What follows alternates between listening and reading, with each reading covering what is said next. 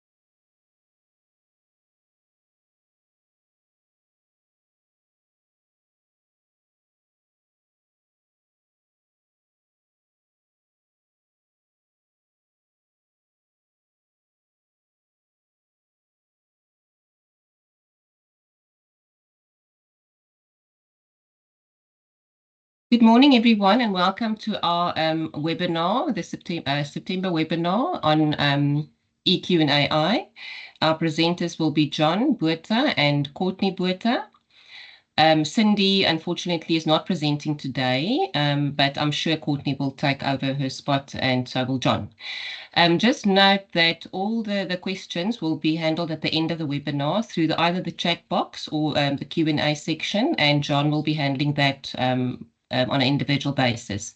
So I'm sure John needs no introduction to you guys. He's the CEO, joint CEO of Global Business Solutions, and he's also the CEO of Circle and Square. And then Courtney Botha is a consultant with Global Business Solutions, and she's heading up the AI division. So welcome, everyone. Welcome, John and Courtney, and I'm happy if we can kick off. Thank you, Krista. Good morning, everybody. It's a pleasure to be with you. On this particular day, of course, September the 11th, we all recollect the tragedy that unfolded on this very day.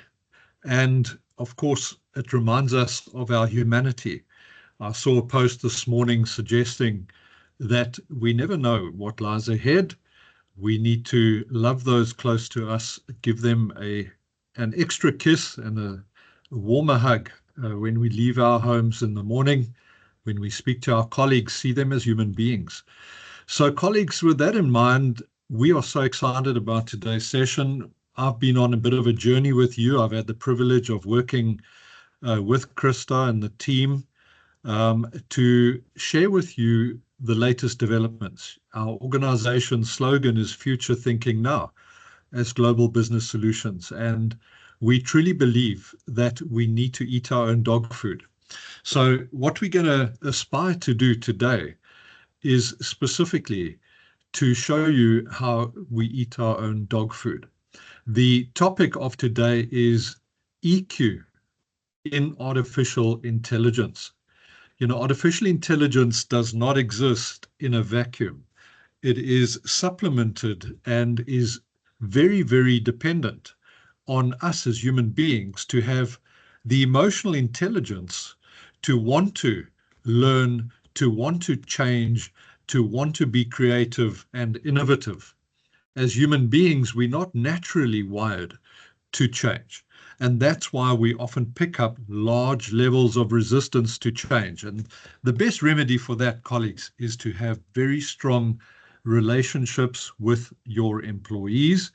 And obviously, as an individual, to be highly self-driven and motivated. But again, that comes from emotional intelligence, amongst others. I think all of you would know people that have got high levels of IQ, but somehow it doesn't equate success.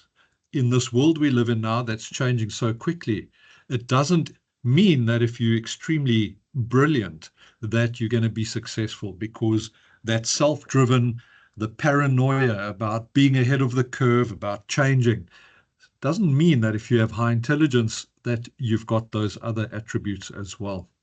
So I have invited a colleague of mine, Courtney.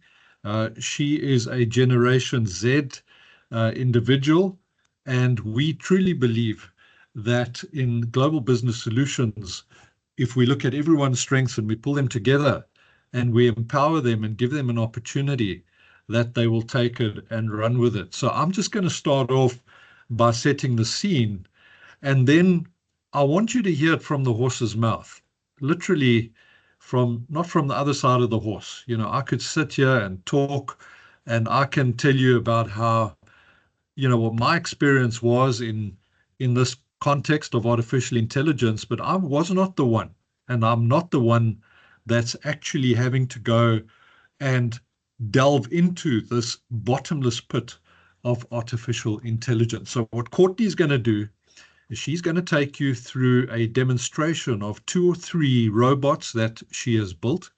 She's going to demonstrate them to you in terms of their functionality.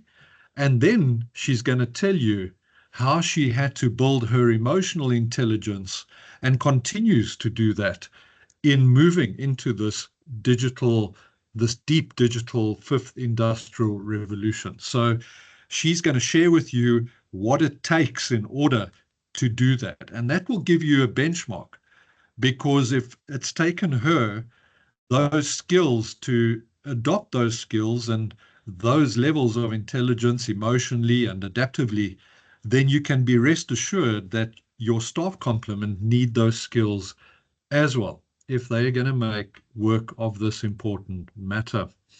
Well, also maybe 2 more comments. As Krista said, please do post your questions in the chat box. We will then also open for Q&A at the back end of the session.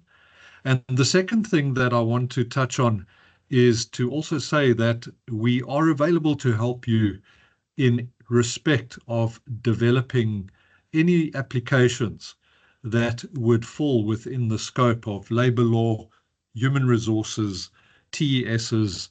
We are able to help you build robots to look at automation and augmentation. So please feel free to reach out to Courtney or I at any point, not only today, but also going forward. Well, Nicole and Sandra, there we go. Early adopters of the good greeting. Good morning to you as well. Well, let me get into the nitty-gritties. On the screen, and of course, as usual, you will get the slides. Well, on the screen, I'm just going to talk very quickly about culture and values across the industrial revolutions. So I want to share with you just diagrammatically how the cultures need to change in every industrial revolution. Then what will it take between now and 2030? In other words, what will it take you as an individual, you as a team, and you as an organization to not only survive, but to thrive between now and 2030? And you'll see why I am harping on the issue of culture before we get into the task. Then we're going to look at artificial intelligence developments in the workforce solutions industry. And of course, that is the world that you live in. And it's a world that in my mind is ready for disruption.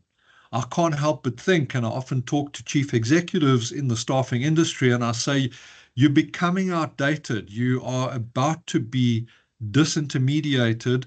You need to find something new to complement what you do. Of course, your past and what you've done will not disappear, but goodness, we need some disruption in this industry.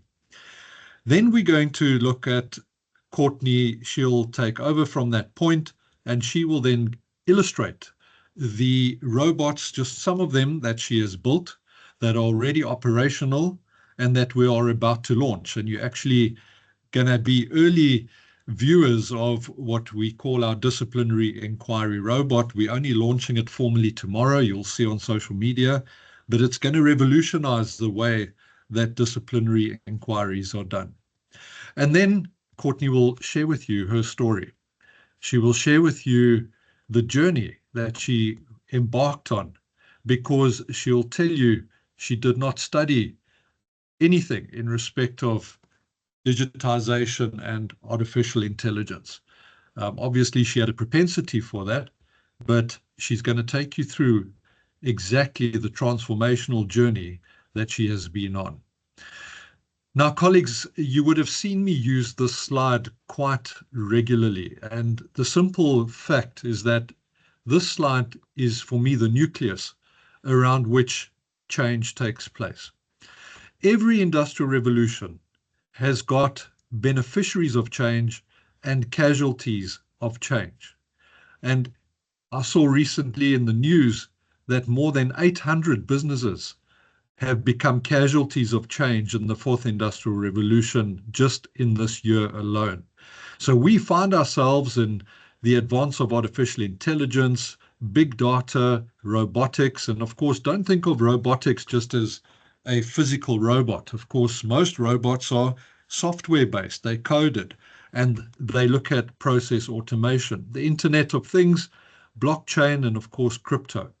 So we are on this timeline, we are rapidly approaching the fifth industrial revolution. We see casualties like Ster-Kinekor really battling to keep up with the value proposition that's being offered by media and entertainment platforms. We see companies like Ellie's that have been around for decades and have become household names liquidating. We see organizations like Musica, Edcon, and I can carry on naming, even Pick n Pay, facing challenges in respect of this. And the question I have for you is, what is the reason for that? Because it can't be technology, because everyone has got access to the same technology. It can't be that it's financial, because everyone has access, if their business is doing well, to lines of credit and cash flow. There's a reason that organizations that are casualties become casualties. And that reason, colleagues, has got to do with leadership and the culture and the values of the organization. Because remember, values and culture drive behavior. Behavior drives results. Results are not obtained by having a vision on a wall or a beautiful strategic objective for the next year. Because you can have all of that, but not get out of bed in the morning and nothing's going to happen. So when we talk about artificial intelligence and when we talk about emotional intelligence in the world of artificial intelligence, we've got to see it holistically. They need to be together in order to succeed. You cannot have the one and not the other. Now, culture and values differ across these industrial revolutions. So can you imagine the culture in the first industrial revolution working as an absolute number in a factory where no one cared about whether you'd survive or not? Can you imagine the culture of organizations in the second industrial revolution with mass production?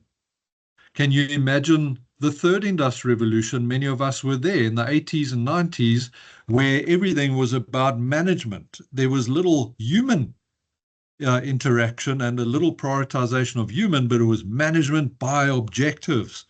So it was performance only. They didn't care about you as a human being and whether or not you had certain challenges, whether or not you had certain family issues, health issues, financial issues. It was all about, I'm monitoring you, I'm micromanaging you, I've got you, I'm watching you, and you'll do what I do. If I say jump, you say aha. Then we have the fourth industrial revolution, where the culture changes now to a more human-centric environment. And that's why I put this slide in, different horses for different courses. Okay, and here you can see a picture of a horse. It looks like, actually, it looks like some weird animal from space, but it is a horse having a good laugh, because it realizes that unless your culture is intact, unless people are treated as human beings, because that's what differentiates us. As human beings, we have emotions, we're sensitive to issues, and this means that different people are suited to different things. And what works well for one does not automatically work well for the other. So colleagues, if you in your organization are stuck in the third industrial revolution, and you haven't changed your leadership culture to comply and to be aligned with the fourth industrial revolution, you're not only disempowering yourself, you're disempowering your entire organization. If the leader of an organization doesn't go in that direction, well, then you've got a challenge. So I think today I want to ask you this question. As we look at the role of emotional intelligence in the context of artificial intelligence, I want you to reflect on the culture in your organization. And how do you do that? You think of the transactions that take place between you and your colleagues, your boss, your team members, your subordinates, your clients, your assignees, your candidates. You see, is your culture still stuck in the IQ space where people like Jack Welch would fire you if you're at the bottom 10% just because he wanted to clean up the gene pool and supposedly achieved that by just firing the poorest 10% of performers, not caring about why they're performing badly? Maybe they're sick, maybe there's been a lack of resources that they haven't had to do their jobs. Or are you in this environment in the middle here where Simon Sinek says, well, if you don't understand people, you don't understand business. So you need to understand people. You need to know how to engage them, because when you change or you need your employees to change, you need to have relationships, because in the absence of that, they'll be resistant. Just below Simon Sinek, we've got this gentleman, Richard Baldwin, who says AI won't take your job, but someone using AI will. And you're going to see Courtney demonstrate that. But colleagues, what for me was an absolute revelation is I was just researching the fifth industrial revolution, and I came across this quote by Kevin Kelly. And if you're busy doing something else, now's the time to stop and listen to this, because this is mind-blowing.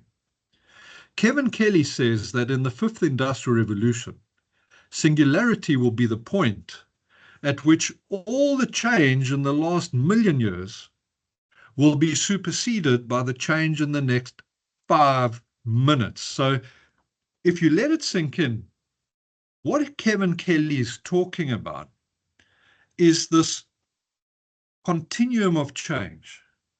He's saying, yes, it took 65 years to get 1 million people onto an aeroplane.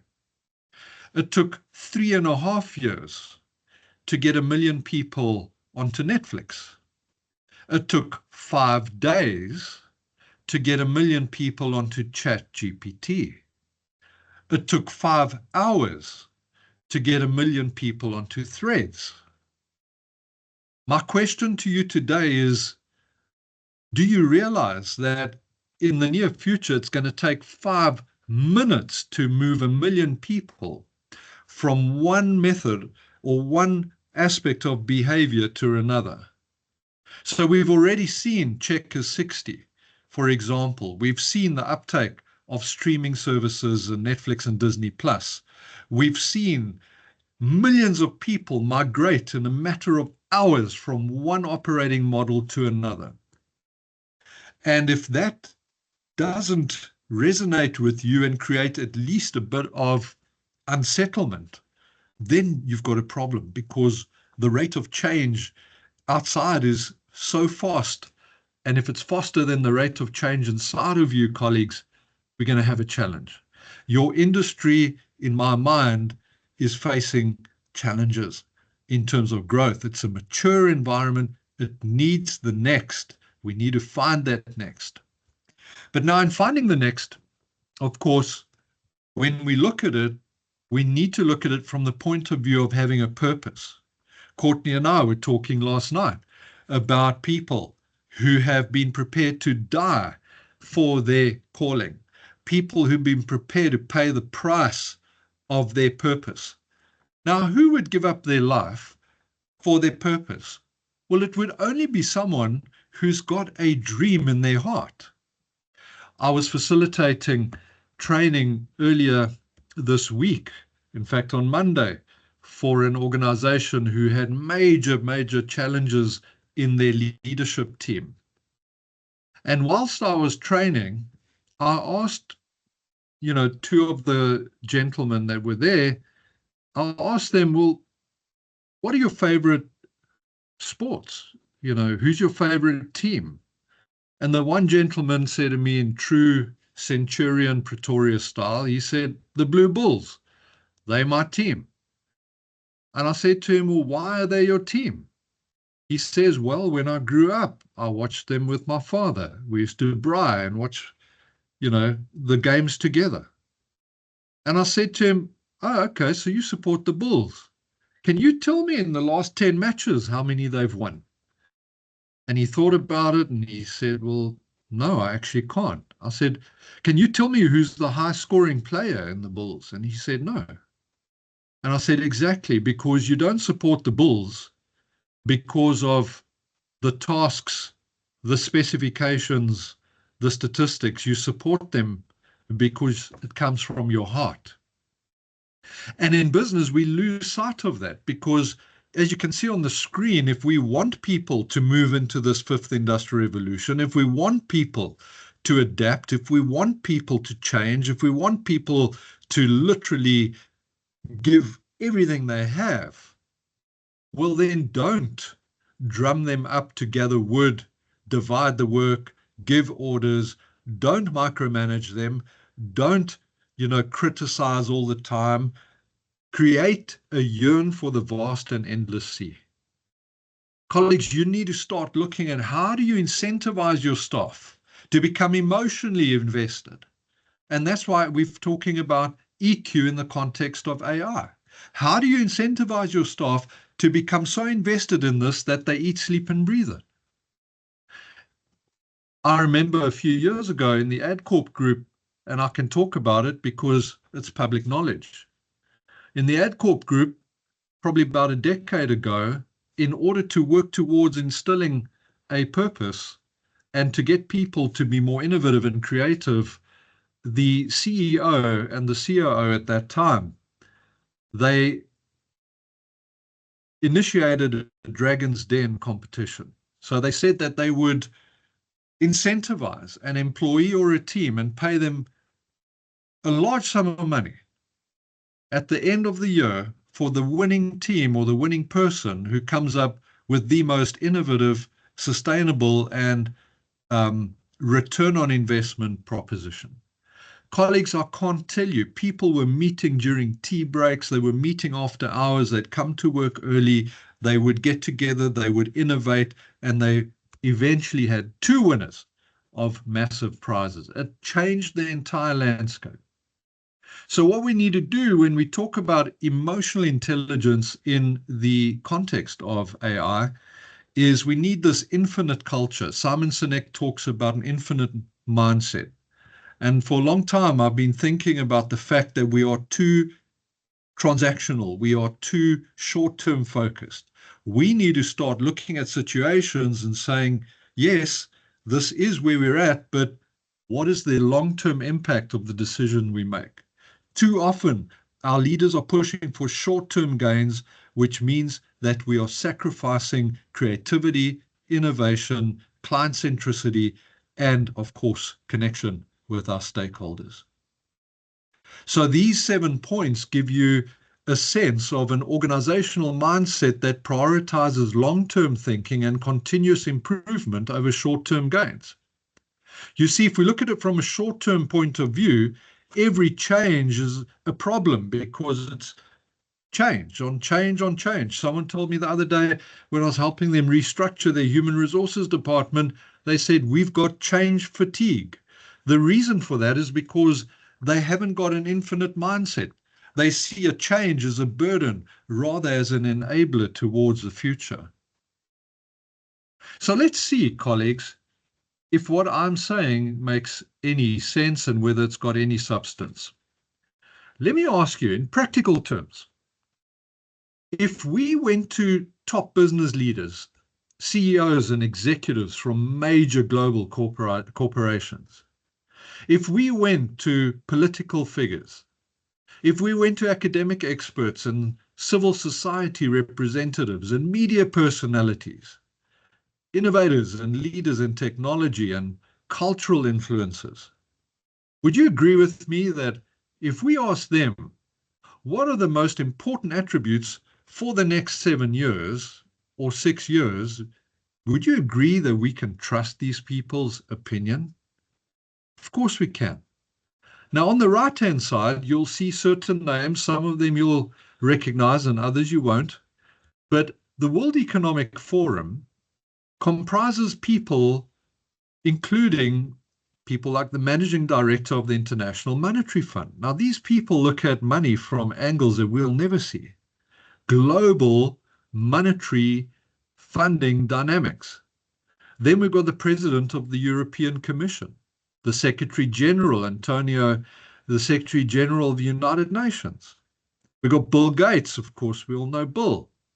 Christine Lagarde, the president of the European Central Bank, a woman of absolute steel and integrity and a powerhouse. We are the CEO of Microsoft and Salesforce, and as an organization, we've just bought Salesforce as Global Business Solutions because we mean business with our data and with our clients. The CEO of General Motors and the CEO of Alphabet and Google. Now, if you believe that these people truly have insight, I mean, what would you give to spend an hour with any one of these people? And you know what they all say? They say that these are the top 10 skills of 2025. They're all part of the World Economic Forum. Look at these skills on the right-hand side. Analytical thinking and innovation. Active learning and learning strategies. Complex problem solving. That's where design thinking comes in. Critical thinking and analysis. Creativity. Originality and initiative. How can you have that in a world that is micromanaging you to death? How can you have that in a world where every little failure you make or mistake, your boss comes down on you like a ton of bricks? Leadership and social influence, technology use, monitoring and control, technology design and programming. And here's the one we all need a good measure of: resilience, stress tolerance, and flexibility. Reasoning, problem solving, and ideation. Colleagues, I want you to reflect on these. I want you to reflect on these because these are unusual skills. I can guarantee you that if we looked at the prevalence of these skills across your organizations, I can guarantee you they're not in the right measure that you should have. Because the culture that underpins these organizations undermine these very skills of 2025. Someone once said, if you want an uncommon harvest, you need an uncommon seed.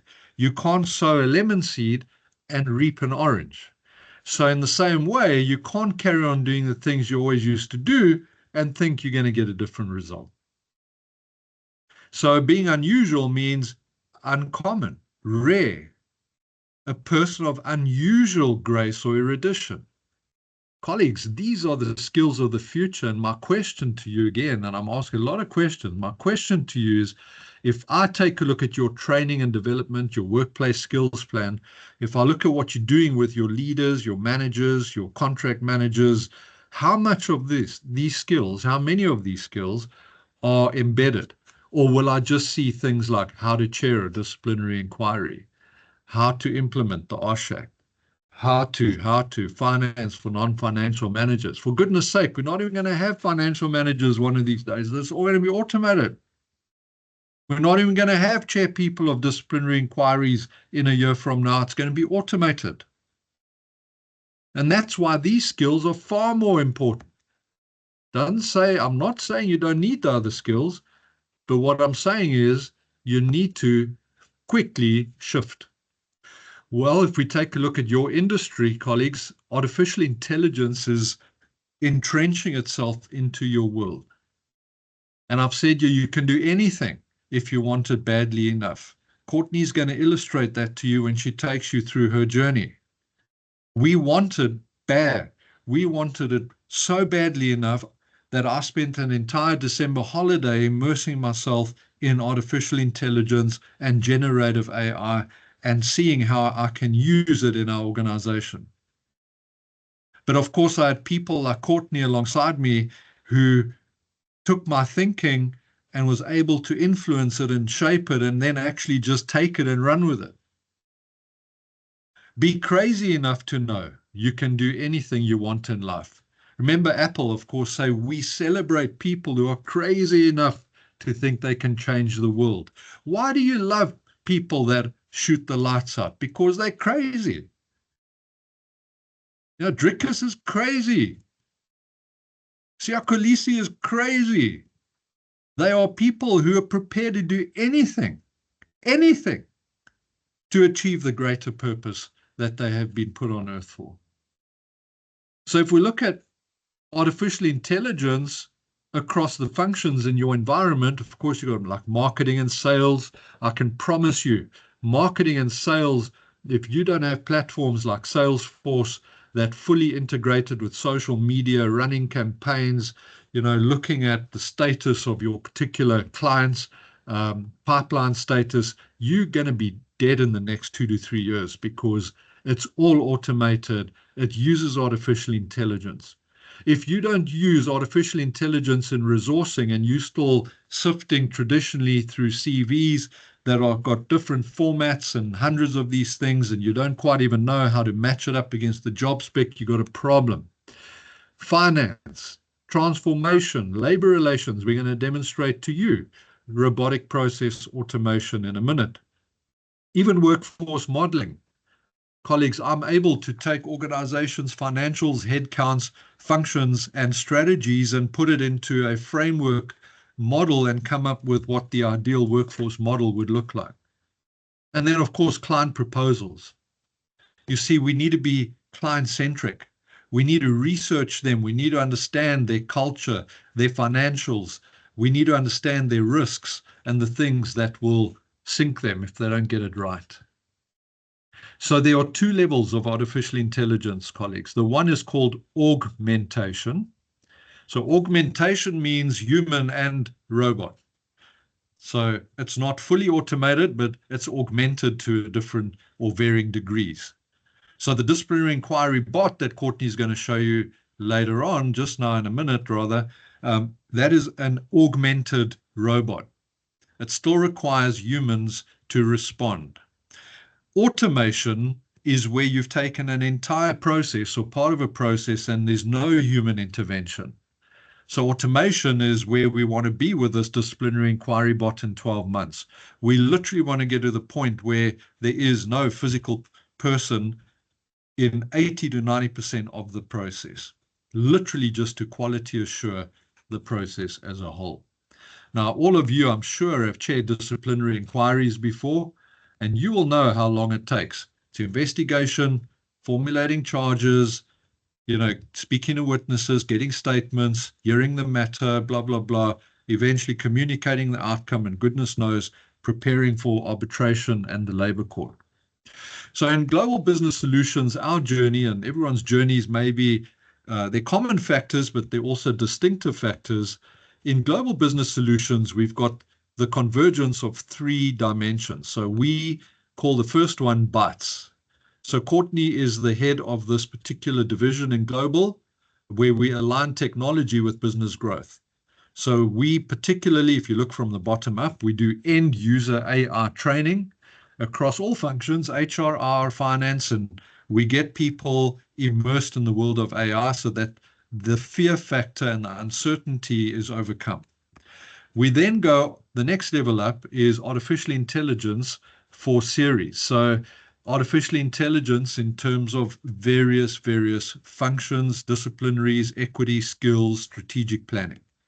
We then train companies that have bought Copilot licenses under Microsoft 365. We also do specific technical training where companies have bought Copilot and they now need to apply it in Excel, PowerPoint, Teams, Outlook, etc. Then once organizations have started understanding the productivity, time, and creativity outputs, we then do process mapping where we look at organizations' processes and we start automating them and ultimately develop robots that can drive that. So you can imagine for us as a labor law firm at our very roots, we have had to transition and transform over a period of time. I said there are 3 dimensions in global. The first one is bites. The other one is called minds, M-I-N-D-S. So it's your mind. It's about the human aspect. And then, of course, rights. And rights talks about labor law and compliance with labor law. So we are absolutely motivated. We are totally engaged in this area. As you can see, we're passionate about it. And of course, if you take a look at our new website, Courtney's going to take you there in a moment. You'll see there's our little robot, and that will be demonstrated to you. So that's a website bot. And we believe that organizations should be taking all of their policies, procedures, codes, regulations, and having a bot that employees can engage with rather than harassing human resources all the time. We can do that as well.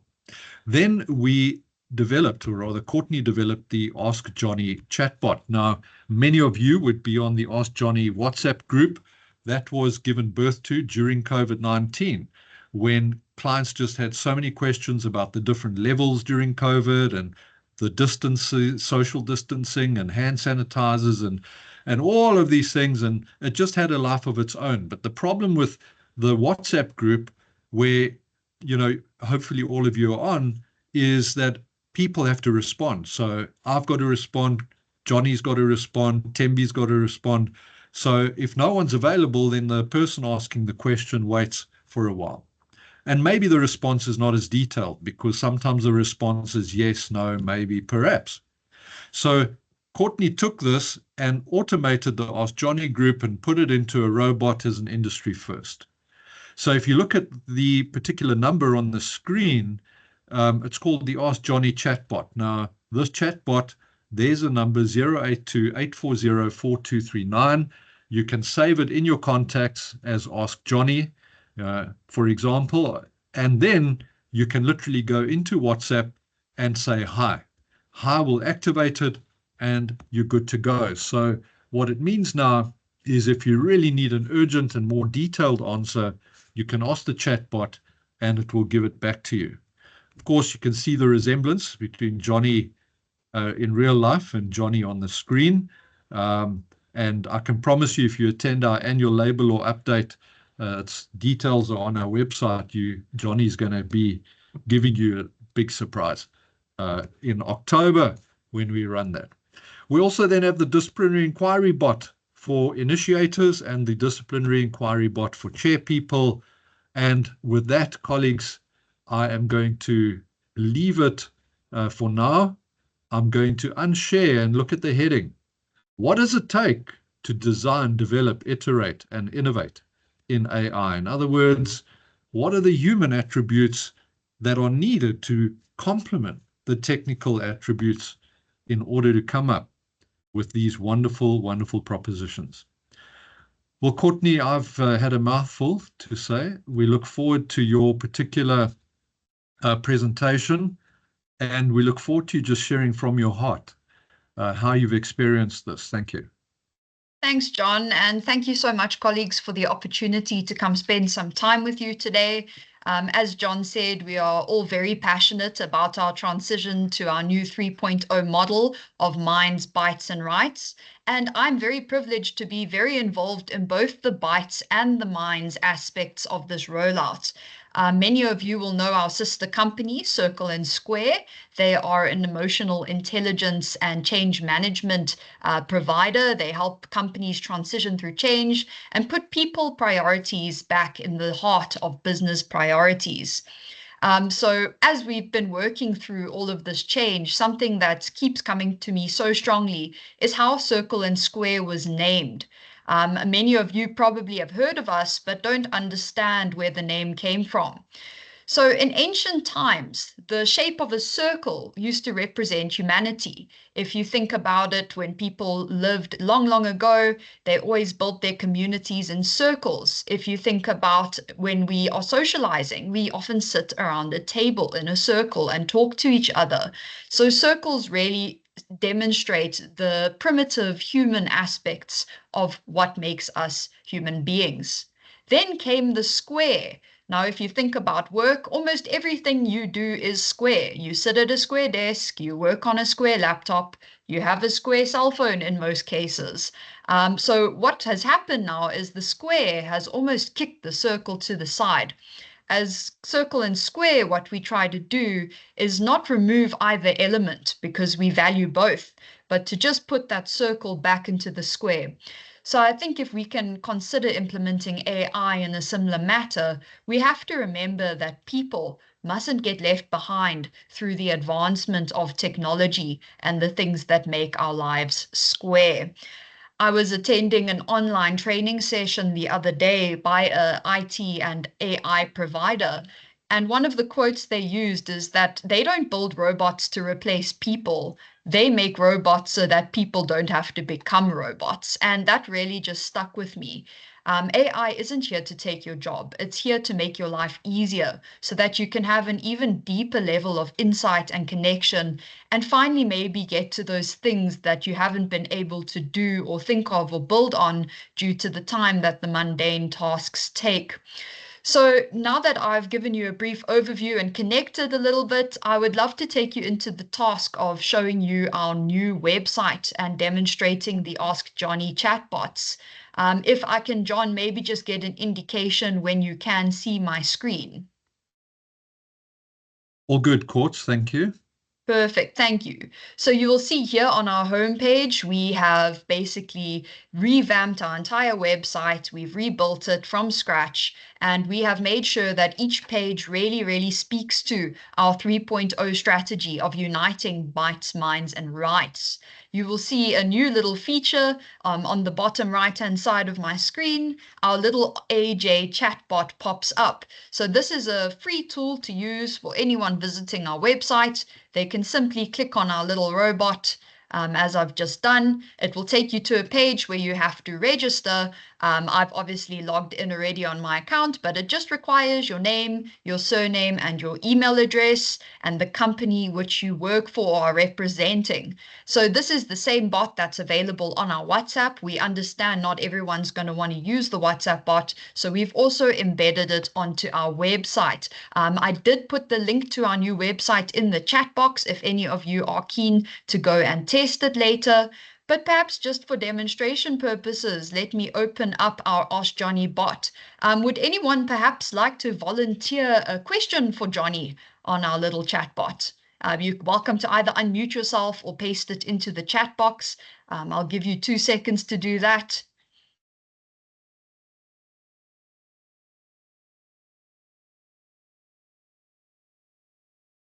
Any takers? Thanks, John. I will use yours. What is the process to dismiss someone during probation? Okay, awesome. So in the past, where we would have had to either get online to a labor law consultant or perhaps ask on the Ask Johnny group and hope someone gets back to us, we can now instantly paste it into our Ask Johnny chatbot on our website. It will think for a little while. It's obviously got a pre-educated knowledge base as well as access to the web. It will go and aggregate all of its information and feedback to you and give you a really detailed answer in terms of your question. So you'll see here it goes into great detail about how you should dismiss someone during a probation period. It lists all the requirements under labor laws in South Africa. It even goes so far as to give you some suggestions as to which documentation you should be providing the employee with, and suggests some case law that perhaps relates to a similar case that was taken forward to labor court for a similar matter, so you can learn what you should and should not do in these situations. It even goes so far as to telling us that it is an AI bot, it can make mistakes, and at the end of the day, a human should still quality assure the results. So as I said, colleagues, we're very excited about this. We're very proud of our Ask Johnny bot. It is now freely available to use and test on our website. Then we're also very excited to, on Thursday, tomorrow morning, be launching our 2 specialized bots. We have started with the DE bots. We've got an initiator bot and a chairperson bot. I would love to take you through the journey. Same story. We're going to have this available for an annual subscription I think, John, we will announce the prices tomorrow, but it's very exciting. And we are going to be rolling this out. We're also going to be customizing it for certain organizations according to their disciplinary codes and policies so that they don't have to follow the entire process every single time. I'm just going to unshare and reshare quickly. I see my signal is a little bit shaky. John, if you can let me know when my screen is back. It's back, thank you. Thank you very much. So you can see here we've got our little instructions for our initiator bot, as well as our little icon in the bottom right-hand corner once again. When we click on start the conversation, we get a little message from our bot welcoming us to its assistant. It's here to help us navigate the disciplinary process. It starts by asking for broad details surrounding a case. So what I'm going to do for the purposes of this demonstration, we've got a case over here about an individual who was a shop steward named James, and he effectively was insubordinate and threatening to his manager, effectively stating that he's not going to be leaving later than he has to, and he was refusing to do certain kind of work, even threatening, saying that he will show them who has the power. So all I'm going to do is I'm going to type out the summary of my case, as well as some witness statements I may have gathered before starting with preparing. Then I send that back into my bot. Once again, this bot has been trained to go and read through and understand semantics, different facts, as well as South African labor legislation. It now asks us to please paste a copy of our disciplinary code. This is so that the bot can obviously tailor the charges according to the code. So now we can copy our code, Control C, go back into our bot and paste that into the chat box. Once again, it goes and it looks at all of the information it's been provided with, compares it to South African labor law and best practice, and it's able to formulate 3 suggested charges that we could potentially take James on about. So you can see here it's identified as insubordination. It gives the definition according to the disciplinary code, as well as evidence for the exact time, place that James was contravening this element of the disciplinary code, threatening behavior, conduct detrimental to the maintenance of good order. These charges align with the company's disciplinary code. It even then asks us if we're satisfied. So I think these charges are really good, but if I wasn't satisfied, I would be able to say no and then recommend and reason why you think James should be found guilty potentially of other charges. So I'm going to just say yes for now. It then asks us whether we wanted to recommend if we should suspend James while we are awaiting his disciplinary hearing. So I'm going to say yes, I would like to see whether we should potentially suspend James pending the outcome. It again goes and it looks at the requirements of South African best practice to obviously suspend someone while you are waiting disciplinary inquiry. It tells us that considering the gravity of the misconduct, the interference of the potential to interfere with the investigation and the risk, although James was quite defiant, his actions didn't necessarily warrant a suspension pending the outcome of a disciplinary. So it then asks us at the end, after giving us a suggestion to the situation, whether or not we would like to proceed considering all of this. I'm going to say yes, because James is a shop steward. I'm still worried he's got influence over his colleagues. Now it will ask me if I would like it to draft me a suspension notice. I'm going to say yes, I would. And it will now go use all the information that we fed it, as well as the information that it's formulated, to draft a formal suspension notice that the company can simply copy into their email to James, edit obviously the name, the title, and the company, and it goes and it summarizes its full charges that he's being investigated for. It gives him his rights and his obligations during his suspension. So now we can draft a notice to attend a disciplinary hearing based off the back of that, after we've issued him with this, the suspension letter. Once again, goes and looks through all the information we've provided, as well as labor law and best practice, and it drafts him a comprehensive email that can once again be copied and pasted into Outlook, stating the charges he's being investigated for, as well as his rights under the Labor Relations Act and the consequences that could potentially happen if he does not attend or fails to meet the standard operating procedure for the inquiry. It even suggests who should sign the disciplinary notice. And it even asks us further if we would like some assistance in preparing an opening statement and some questions for cross-examination and evidence in chief we could potentially use to build on for the disciplinary inquiry that is ultimately now going to take place. So again, it goes through all of its knowledge base. It tries to prove that there was a standard, the employee was aware of the standard, and that it was contravened by the accused employee. So there we go. It gives us a really nice opening statement. Good morning. We're here to address serious misconduct on the 17th of September. We will present evidence, etc., etc. Even suggests which witnesses to call for the evidence in chief questions, which questions to ask them, and the same then for cross-examination. It then asks you if you're satisfied. If you're not satisfied, you can push no, and you can tell it, oh, maybe you want some more questions to prove that James was aware of the standard in the disciplinary code. But I'm going to say yes, I think I'm happy with it for now. And it says, good luck for your DE.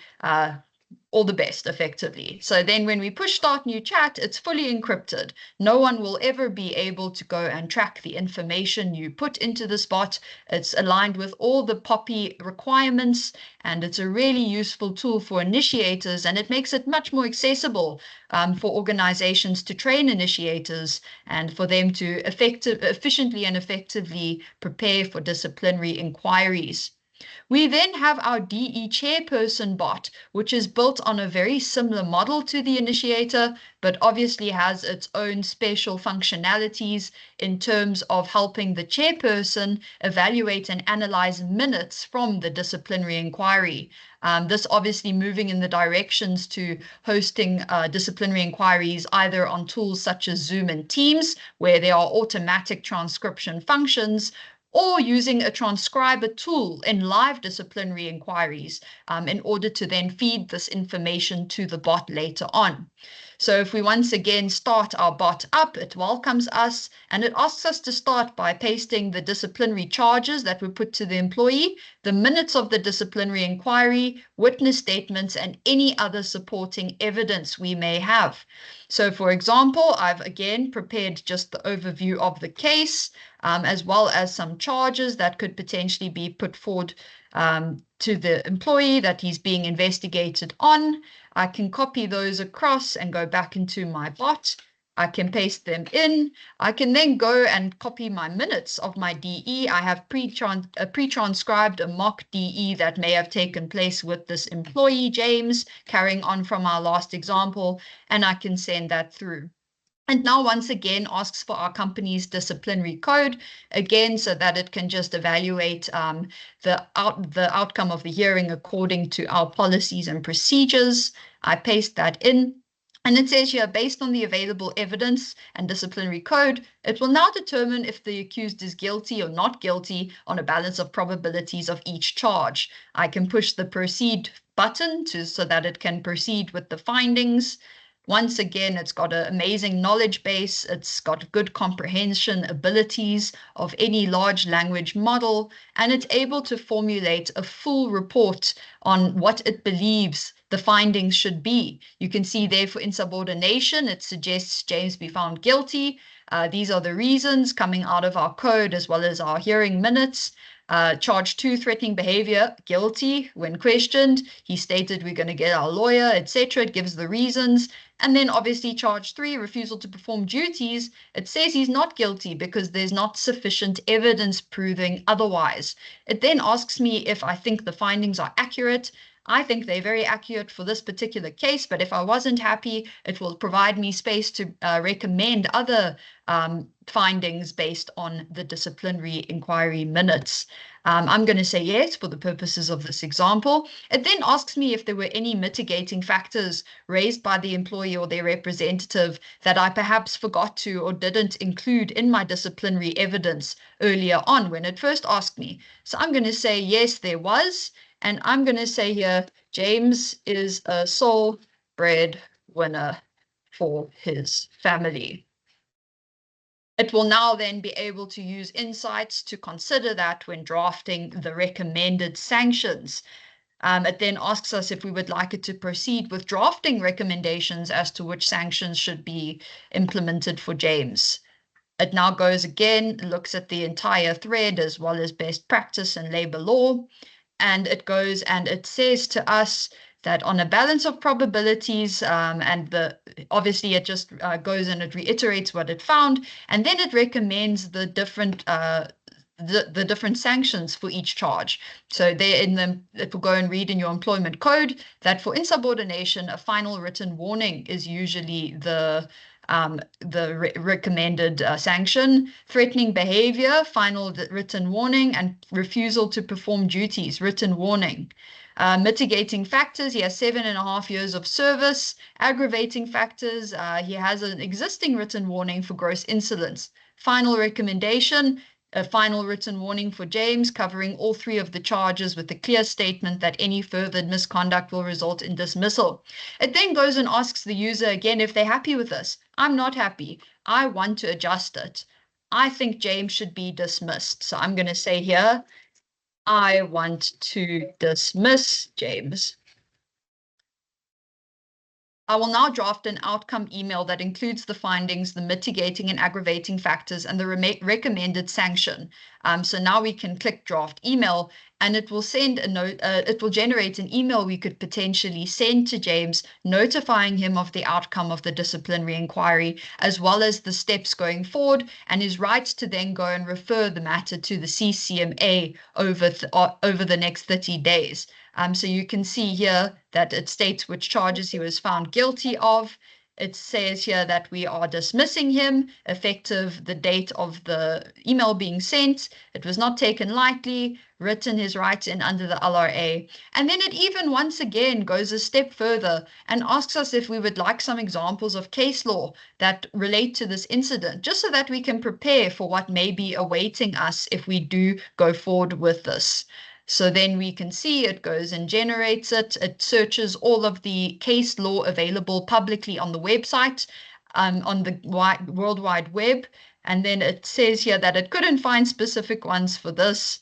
Unfortunately, I'm going to have to keep expanding that particular database. Monique is also my partner working on this in the background, so it may have affected the outcome. But effectively, what it would do is go and list 3 case law examples in South Africa that can help you better understand and prepare your case.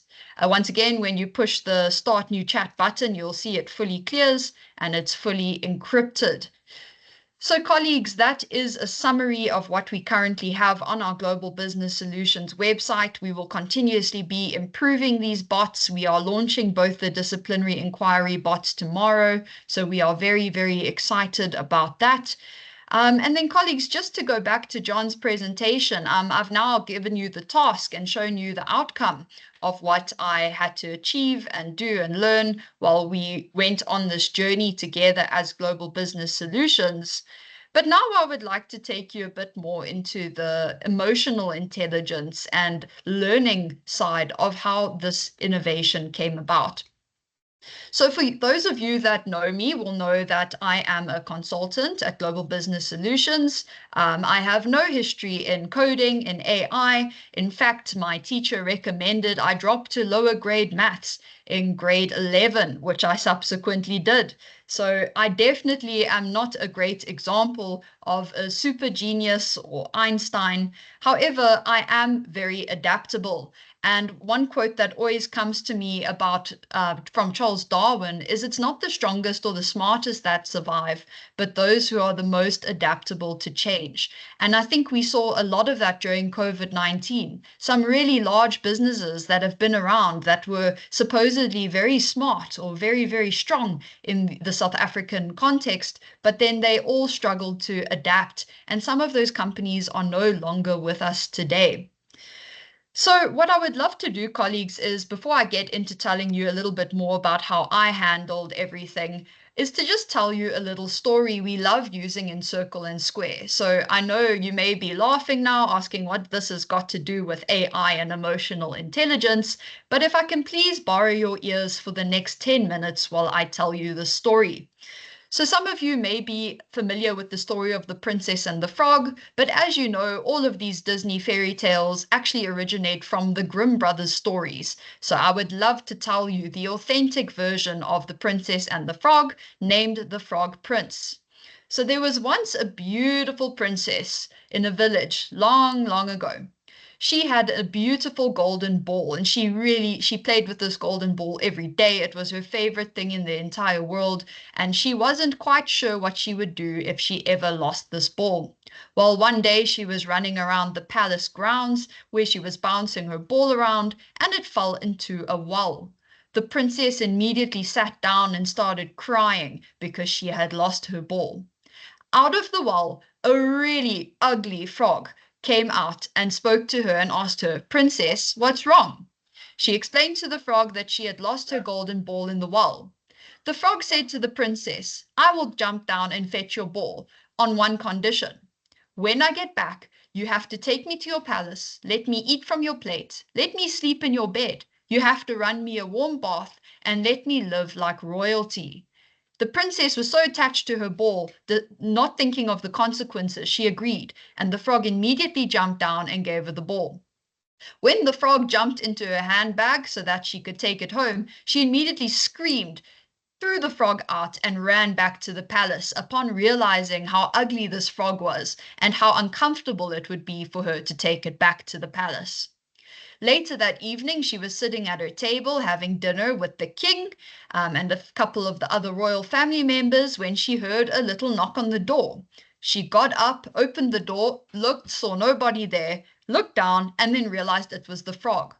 She slammed the door in his face and marched back to the table, looking quite disturbed and annoyed that the frog had followed her home. Seeing this, the king asked her, "Princess, what's troubling you?" She was forced then to tell her father of what had happened at the well and the promise that she broke to the frog. The king insisted that she has to keep her promise, as that is what royal and upright people do.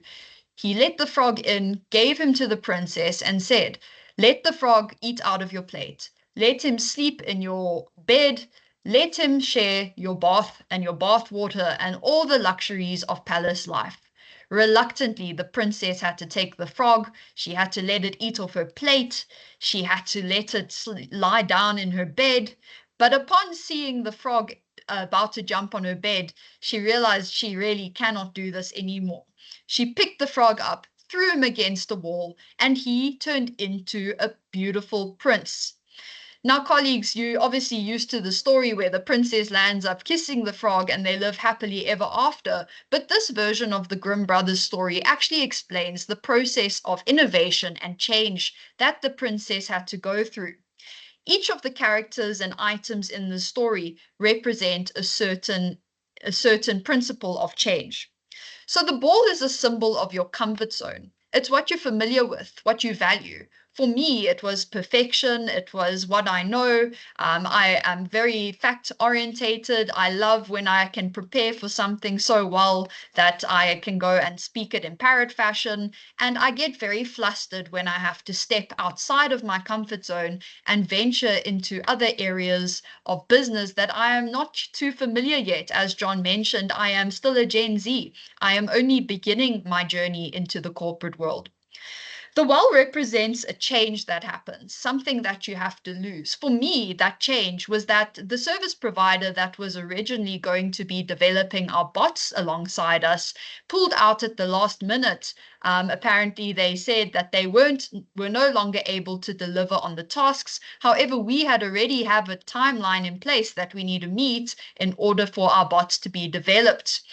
The frog is the thing that makes you uncomfortable in the change. It's that thing you've got to accept. And for me, that was the realization that I was going to be responsible for either finding a partner to code these bots or learning to code them myself. Now, this all was driven by a change agent. In this story, the king was the change agent. He forced the princess to go and encounter the ugly frog, that thing that makes them so uncomfortable, in order to do what needed to be done for the princess to keep her promise. For me, the change agents were obviously the Global Business Solutions leadership. They were firm but very encouraging during this entire time. They provided me with all the resources I needed to go and learn about how to code a bot, as well as the different software requirements and the funding to do so. When the princess then threw the frog against the wall and he turned into a prince, this represents the outcome of what can happen if you just hang in there, go through the uncomfortable processes of change. It will almost always unlock something beautiful at the end. The different robots I've just shown you on our website, that is my prince. He's not perfect yet, but he is really for me a representation of what hard work and dedication can do.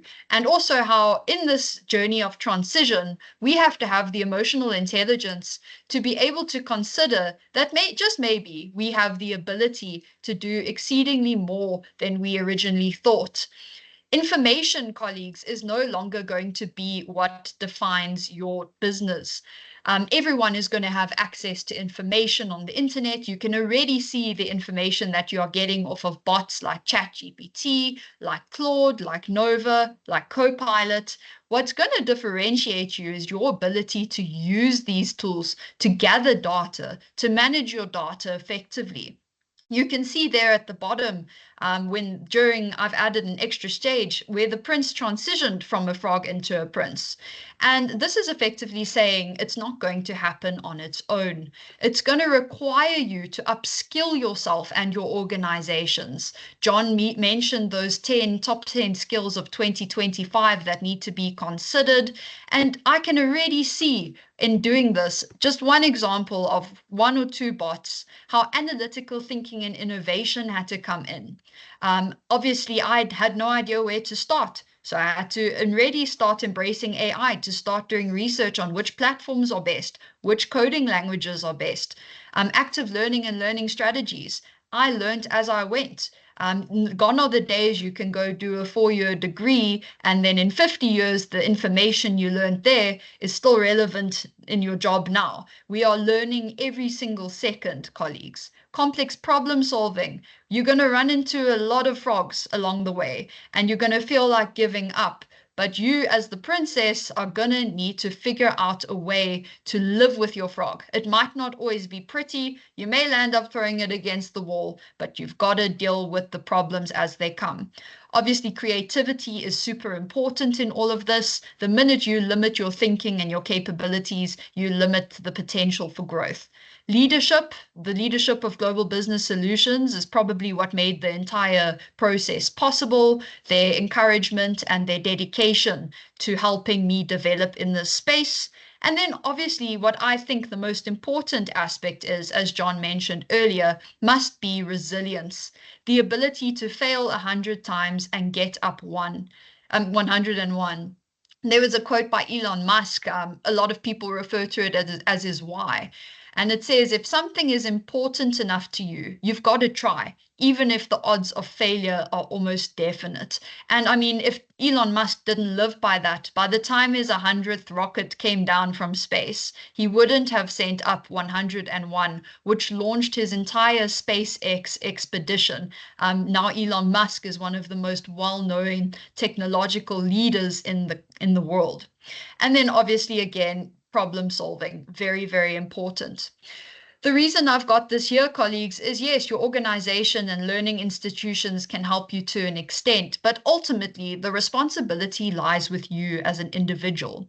Unless you are constantly looking for areas to improve your own skill set, the skill sets of your team, your companies, and even the entire country, colleagues, we're going to get left behind. It's not only a necessity, but it is so rewarding when your prince comes out of this whole situation. And I can almost guarantee you that if you stick to that, the prince will come out and you will be rewarded for your efforts. I want to leave you just before I hand back to John, colleagues, with a little comment. The story of AI and humanity is still being written. Each of us has the power to shape its next chapter. Will you be the one to throw the frog against the wall of possibility and reveal the Prince of Progress? Colleagues, I want to encourage you to wrestle with this. Any step is a good step. A small step in the right direction can lead to an ultimate change in the whole direction of your own career and your organization. Incremental steps, as John showed you earlier, the last 500 years can change in 5 seconds. Don't be afraid to make those big changes, and don't be afraid to be agile in your thinking and your approach to handling challenges. So colleagues, a parting word from me, a challenge to you is to please go and kiss a couple of frogs this next week. I encourage you to go and explore websites like Claude.ai, like Copilot, like ChatGPT. Go think about something that you are really struggling with at the moment and simply ask the platform how it can potentially help you. And then make it a personal challenge to see how using AI can improve your productivity as well as your ability to be a better employee, a better leader, and a better manager. Thanks, John. I'll hand back to you with that and stop sharing on my side. Thank you, Courts and colleagues. Thanks for your active listening and your feedback during that particular presentation by Courtney. I just want to qualify one thing Courtney said. When she said that you've got to go and kiss frogs, I just want to be very clear that you mustn't kiss your colleagues. Of course, that could be harassment if they're not keen. So just a joke. Courtney, thanks. That was unbelievably insightful. And yeah, I just am so encouraged, colleagues, by the youth. Courtney is 23 years old. 4 years ago, things were very, very different for her. So the possible is just unbelievable. Well, we promised you that at the end we would open up for Q&A. Any questions, comments? Now's your opportunity, Krista. I don't know if you want us to work through you, but the colleagues are most welcome to fire any questions at us. Thank you. Thank you so much, John. I see there's currently nothing in Q&A, and in the chat box, maybe people are still struggling, because we're all dinosaurs, but it's a bit slow. So I can't see any questions coming through. Let's see. No, there's nothing at the moment. Nothing. Okay, colleagues, are there any questions? As I said, it'll all be through the chat box because you all, your mics are muted.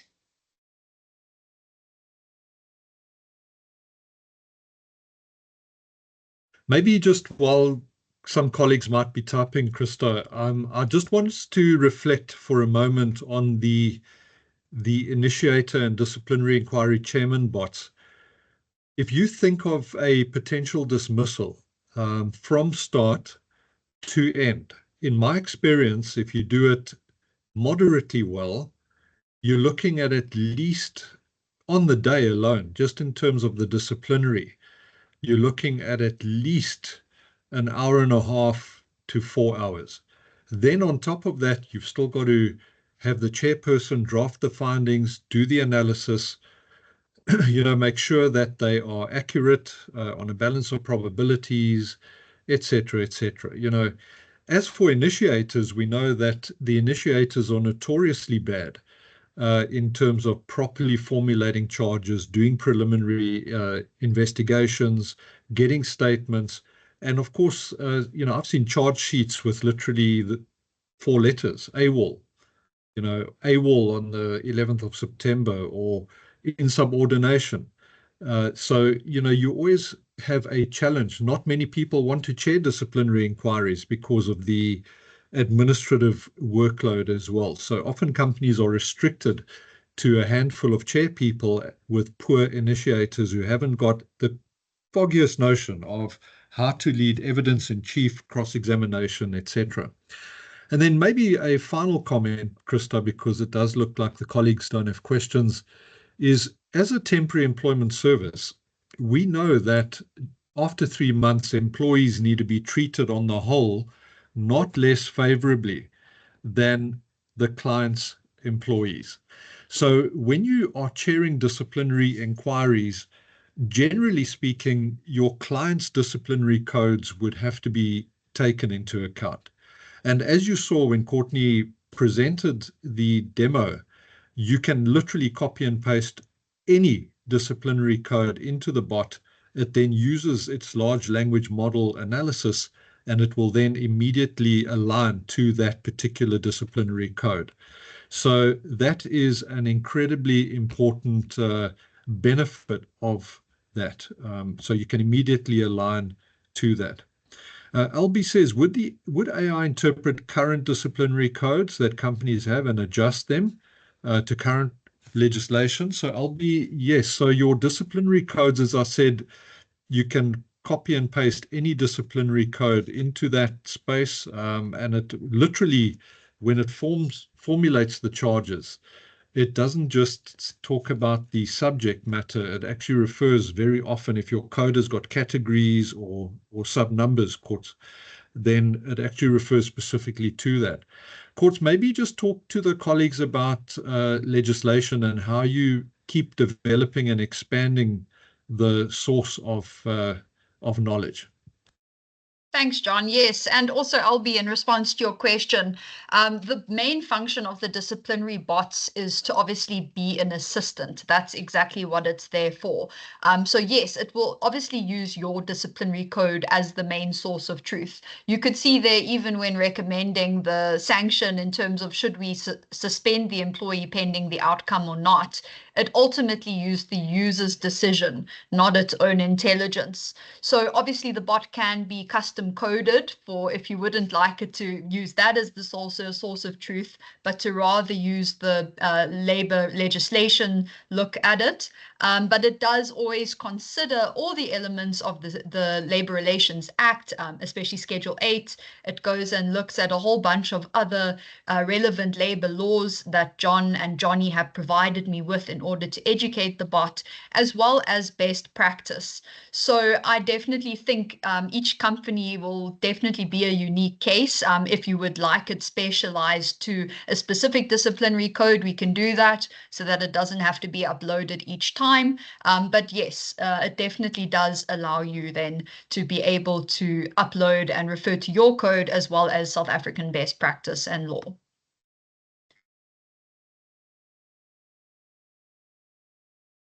So colleagues, in bringing it to a close, Albie's question, is there legislation that protects workers and society from human rights violations? So it's a very important question. Albie, currently in South Africa, there is no specific law on AI. It's coming. We see there's an European Union adoption of a EU protocol on the use of AI. And of course, one of the criticisms recently at the NEDLAC convention was that NEDLAC and the stakeholders are falling behind the curve. So, you see companies coming on into labor law with things like the right to disconnect, the use of AI, etc. But unfortunately, our labor relations is stuck in the third industrial revolution. So we need to revolutionize that and make sure we stay intact. Currently, the only laws that do have an impact on AI, of course, are POPI, PAIA, PAPUDA, the Hate Speech Bill, and Cybercrimes Act. So those particular laws impact the use of digital platforms and how you use them. But unfortunately, Albie, as we speak, there isn't. So my strong recommendation is to go and design and draft your own artificial intelligence policy in the meantime. You're welcome to reach out to us. We can share a template with you for free. You're most welcome to reach out to us. But I mean, the point is you've got to start regulating this. Very interesting, just as a parting shot before I hand back to Krista, and I know Albie would love to speak, but the configuration of today's platform muted him. So for some of you, that might be a blessing. I don't know, Albie, but you're such a good individual. You're such a great human being. I wish I could hear your voice, but maybe just as a parting shot, it's quite interesting that more and more I'm seeing employees push back when they are being bugged after hours and over weekends. And as I said on Monday, I actually dealt with a particular interaction to try and rebuild trust between team members and their leader. And one of the key things is that the leader just didn't respect boundaries. And that included just, just phoning and engaging after hours, etc. So we definitely need to do that. Well, colleagues, with that in mind, I've got the privilege of being down in KZN. I'm going to go to the SAS Law Conference. I'm going to speak on equal pay for work of equal value. If any of you believe that you are overpaid, please do get hold of me. I know a good psychologist who can assist you.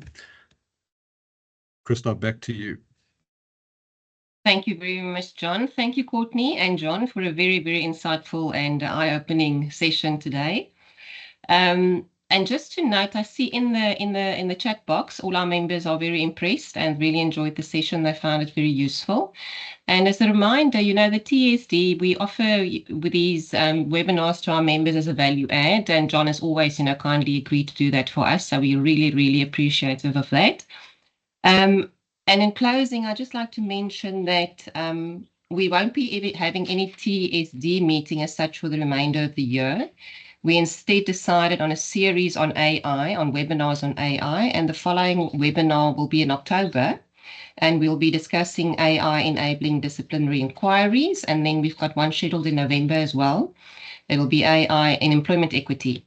So you're most welcome to attend. It'll be the same process. You'll receive an invitation from me. I've posted my details in the chat box. So you can always reach out to me if you need to get hold of John or Courtney. And then also maybe to follow us, the TSD website. A lot of the previous presentations are also posted there for your information if you want to go back and visit these websites. Yes, in closing, I'd just like to say thank you very much for taking out your time on this Wednesday morning to join us. And thanks again, John and Courtney. It was really, really informative.